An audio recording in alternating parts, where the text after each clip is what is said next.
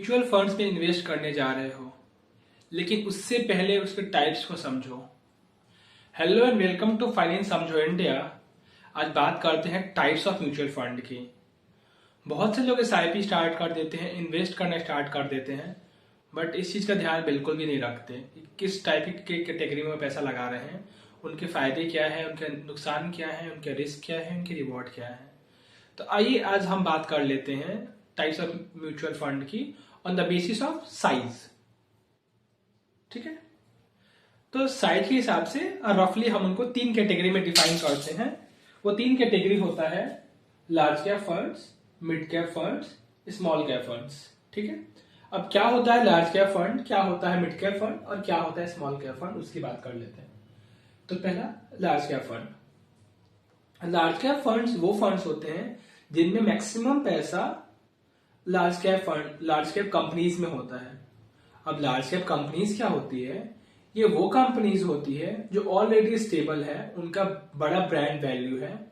वो मान के चलो कि हर जगह उनकी आउटलेट्स हैं, बहुत लोग जानते हैं, बड़ा नाम है।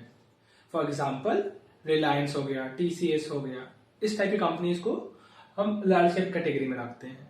ठीक है, तो इनमें क्या रहता है, शायद ग्रोथ वो कम दे बट स्टेबल रहती है, इनके गिरने के चांसेस कम रहते हैं। कोई मार्केट में अगर बैड न्यूज भी आ गई तो ये उतना ज्यादा बैडली इंपैक्ट नहीं होते हैं। ठीक है, तो इनके में क्या रहता है, लो रिस्क लो रिवॉर्ड। ठीक है, अब बात करते हैं मिड कैप फंड्स की। मिड कैप फंड्स में वो फंड्स होते हैं जिसमें मैक्सिमम पैसा मिड कैप कंपनी में इन्वेस्टेड रहता है। अब मिड कैप कंपनीज कौन सी कंपनीज होती है? ये वो कंपनीज होती है जो इनमें ग्रोथ का पोटेंशियल ज्यादा होता है बट ये थोड़ी स्टेबल होती है, मतलब बीच की कंपनीज, इनका ब्रांड वैल्यू तो है बट अभी ग्रोइंग फेज में है, ये ग्रो करके लार्ज कैप की कैटेगरी में आ सकती है। ठीक है, तो इसमें कैसा रहता है, medium risk medium return. Means अगर मार्केट में कोई बैड न्यूज आ गई तो इनके शेयर्स में थोड़े इम्पैक्ट पड़ते हैं। ठीक है, बीच की कंपनीज मान लो। ठीक है, तीसरी कैटेगरी है small cap funds. Small cap funds क्या होते हैं? ये वो फंड होते हैं जिनमें पैसा स्मॉल कैप कंपनीज में लगता है। स्मॉल कैप कंपनीज कौन सी कंपनीज होती है? जो जिनमें ग्रोथ का चांसेस बहुत ज्यादा रहता है बट रिस्क भी ज्यादा रहता है। तो ये वो कंपनीज होती है जो हाई रिस्क हाई रिवॉर्ड। इसमें क्या होता है कि ये कंपनीज बहुत अच्छा परफॉर्म कर सकती है बट इनके शेयर्स या अगर मार्केट न्यूज कुछ खराब आई तो इनके शेयर्स बैडली इंपैक्ट होते हैं। तो ये उस टाइप की कंपनीज में इन्वेस्टेड रहते हैं। ठीक है, ये स्मॉल कैप फंड। ठीक है, अब इसको हम एक एनालॉजी से समझ लेते हैं। मान लेते हैं क्रिकेट की एक एनालॉजी लेते हैं। लार्ज कैप फंड को मान लेते हैं विराट कोहली टाइप के प्लेयर जो काफी कंसिस्टेंट है। ठीक है, जो ऑलरेडी बहुत एक्सपीरियंस्ड है।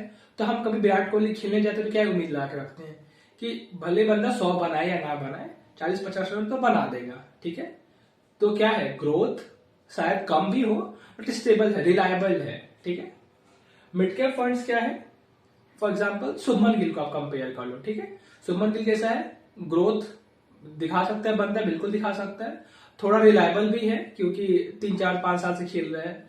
तो इस तरीके से आप बोल सकते हो। ठीक है, स्मॉल कैप फंड नया new debutant, for example Vaibhav Suryavanshi, तो अभी बहुत पोटेंशियल है, बहुत ज्यादा चांसेस है अच्छा खेलने के, बट कैसा है, कभी 100 कभी 0, लेकिन टाइम के साथ साथ वो बहुत अच्छा परफॉर्म कर सकते हैं। राइट, तो ऐसे कोई स्मॉल कैप फंड से आप समझ सकते हैं। ठीक है, अब बात कर लेते हैं किसको किसमें इन्वेस्ट करना चाहिए। ठीक है, आई थिंक ये तो क्लियर हो गया होगा इस एनालॉजी से। ठीक है, अब अगर आप ऐसे इंसान हो जो ज्यादा रिस्क नहीं ले सकते हो, आप चाहते हो कि रिटर्न्स ठीक ठाक से रहे और बहुत ज्यादा रिस्क नहीं लेना है, ठीक ठाक से रिटर्न चाहिए, तो आपके लिए लार्ज कैप फंड्स बेहतर है क्योंकि इसमें क्या है, रिस्क कम है और रिवॉर्ड भी कम ही है, मतलब as compare to small cap की बात करूं तो। ठीक है, अगर आपको 1-2 साल के लिए इन्वेस्ट करना है तो आप लार्ज कैप को ऑप्ट कर सकते हो। ठीक है, लार्ज कैप आपके लिए ज्यादा सुटेबल है। ठीक है, मिड कैप फंड्स कौन से,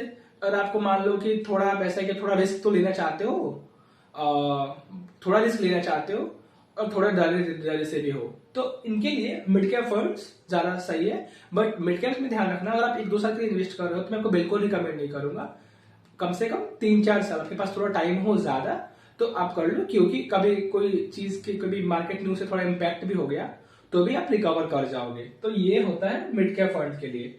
स्मॉल कैप फंड किसके लिए होता है? आप और 5 साल 7 साल 10 साल के लिए इन्वेस्ट करना चाहते हो, आप ज्यादा रिस्क ले सकते हो, आप इमोशनली उतना ज्यादा, मान लो आपके पैसे 10-15% गिर जाए, 20% एक टाइम पीरियड के लिए, तो आप ज्यादा पैनिक ना हो जाओ। तो उन लोगों के लिए स्मॉल कैप ज्यादा अच्छा है।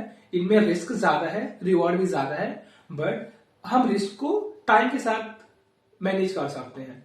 तो सिंपल सी बात है, अगर 1-2 साल के लिए आप इन्वेस्ट करना चाह रहे हो, आप चाह रहे हो कि मुझे ज्यादा रिस्क नहीं लेना है, तो लार्ज कैप। कभी आप चाह रहे हो कि मैं थोड़ा रिस्क ले सकता हूँ, 4-5 साल के लिए मैं इन्वेस्टेड रह सकता हूँ, तो मिड कैप में आप इन्वेस्ट करो। स्मॉल कैप फंड में तो आप करना जब 5 साल से ज्यादा हो, आप आराम से रिस्क ले सकते हो, आप चाहते हो कि ज्यादा रिटर्न्स भी हो, बट वो रिस्क के साथ आएगी, तो आप स्मॉल कैप फंड में इन्वेस्ट कर सकते हो। आइडियली क्या करते हैं लोग, हर एक में मान लो कि आपको 1 लाख रुपए लगाने हैं तो 50,000 इसमें डाल दिए, 30,000 इसमें डाल दिए, 20,000 उसमें डाल दिए। वो कैसे पोर्टफोलियो डाइवर्सिफाई करते हैं, वो क्या है, वो कभी हम डिटेल में डिस्कस करेंगे। मैंने आपको इसे बस समझाने के हिसाब से बता दिया, ठीक है।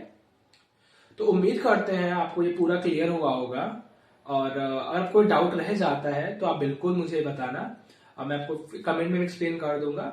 और आप बताओ आपकी इन्वेस्टिंग स्ट्रेटेजी क्या है, आप किस में इन्वेस्ट करना पसंद करोगे। और आपको वीडियो पसंद आ रहा हो तो लाइक करें, दूसरों के साथ शेयर भी करें ताकि वो भी सीख सके। और हम बिल्कुल फंडामेंटल्स को स्ट्रॉन्ग करेंगे, हम ट्रिक्स को बिल्कुल फॉलो नहीं करते। हम इन्वेस्टिंग को करना है तो हम फंडामेंटल्स बिल्ड करेंगे, स्ट्रॉन्ग रहेंगे और तब पैसे कमाएंगे और ग्रो करेंगे। सो अपना ध्यान रखिए। Till then take care and